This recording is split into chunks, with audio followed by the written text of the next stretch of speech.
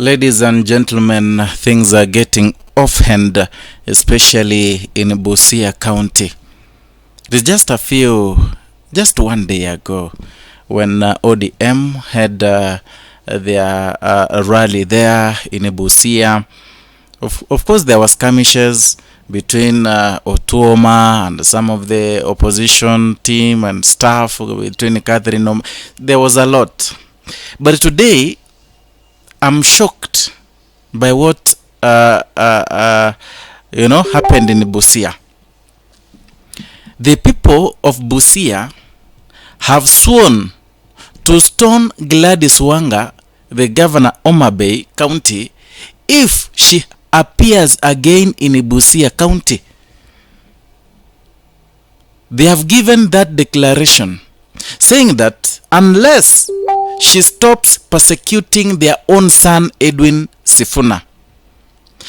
And equally, they said that if this goes on, they are going to dump ODM. There will be no leader who will be elected in ODM in Busia, because Gladys Wanga has managed to humiliate their son Edwin Sifuna in the party by removing him as the Secretary General, saying that party, since Raila Odinga died, it has turned to be a low party. They don't consider other tribes. They don't consider the Busia County. They don't consider their people.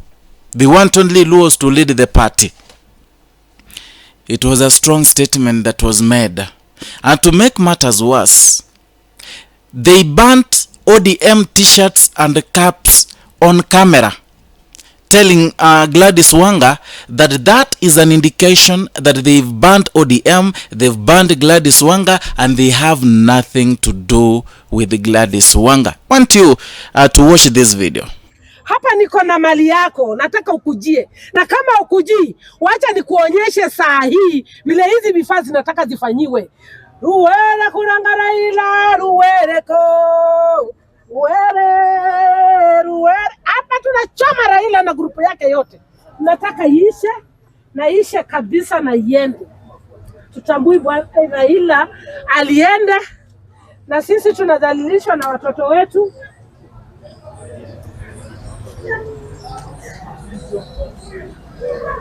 ODM kwisha. ODM Western kwisha. ODM Western kwisha.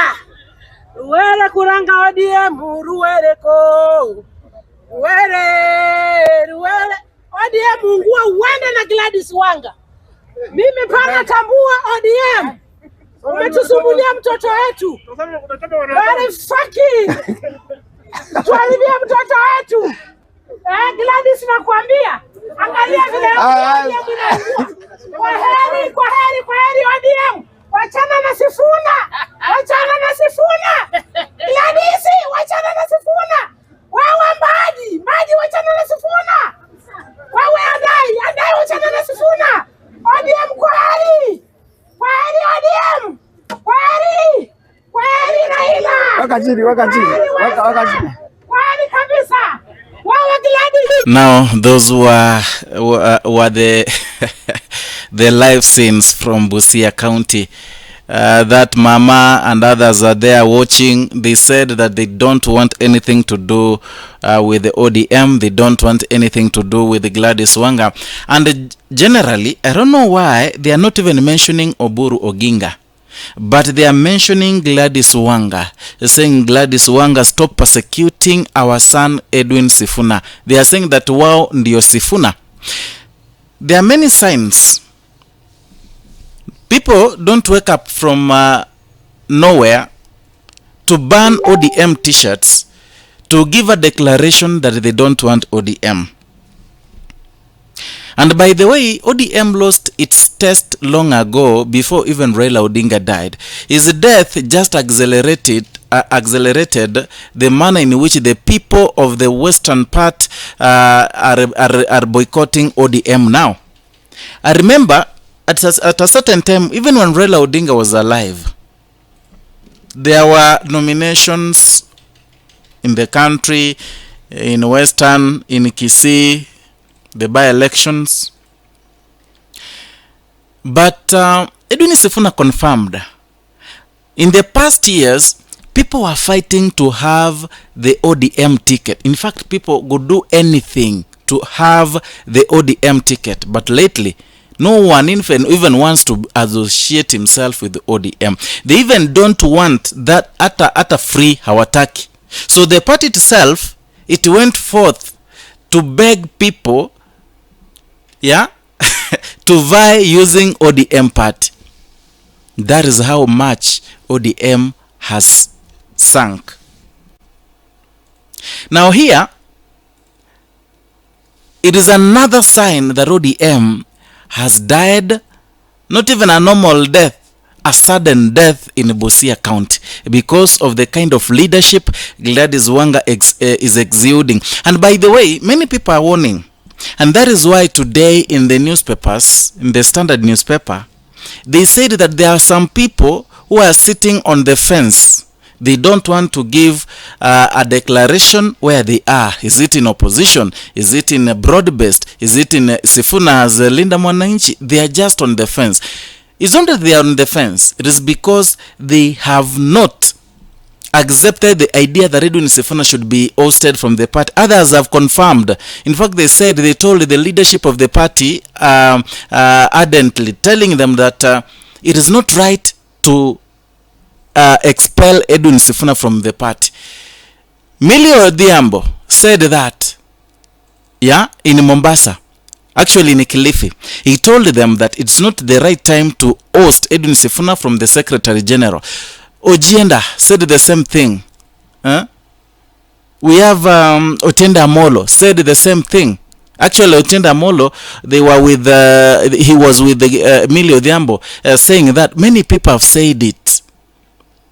Yeah, but because Gladys Wanga has her personal issues, and maybe you don't know what William Ruto has given her, or rather the kind of promises Ruto has given her, she really wants Edwin Sifuna out of ODM.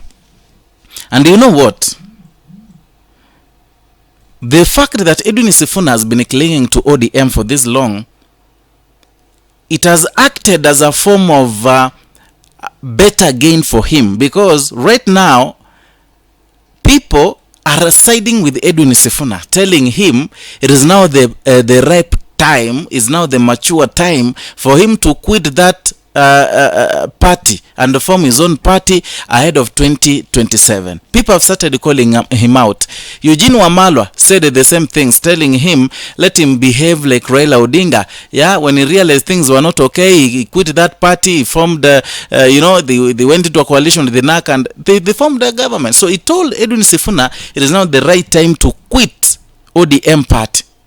The same sentiments have been echoed by Godfrey Ososi, Jack Wamboka, many Kenyans. In fact, Kenyans wanted Edwin Sifuna to get out of ODM. That very time, they showed disdain towards him by ousting him as the Secretary General. That is why I started by saying things are so hard right now. And Gladys Wanga, has been fighting for the zoning. Has been fighting, saying William Ruto should allow zoning, because she knows, even the people of Homa Bay, not that they respect her so much, not that they love her so much. Remember, Gladys Wanga was not elected by the people of Homa Bay. That one now, I know you don't know that. She wasn't elected. Raila Odinga was respected to an extent that she could decide for the people. Luos never voted. Those who are in seats, they were not voted in. It is about Raila Odinga deciding that Homa Bay is Gladys Wanga. She becomes the governor. This is the time, 2022, this is the very first time for 2 decades when the Luos will vote for actual leaders. They will vote for a leader based on what they know about that leader and what they feel about that leader, not about what Raila Odinga thinks or the ODM thinks. For the very long time, no one could be voted in Lowland, basically, because if he doesn't, if he is not a member of ODM, if he hasn't, or that he has not the ticket of ODM, no one could be voted. Eti amekuja na pati ingine anapigiwa kura, no one. This will be the first time they will be or the Luos will experience a democratic right of going and voting for a leader, and a leader being determined by the number of votes, not a decision and a personal decision by some kingmaker or rather some kingpin of that community. I don't know what you think.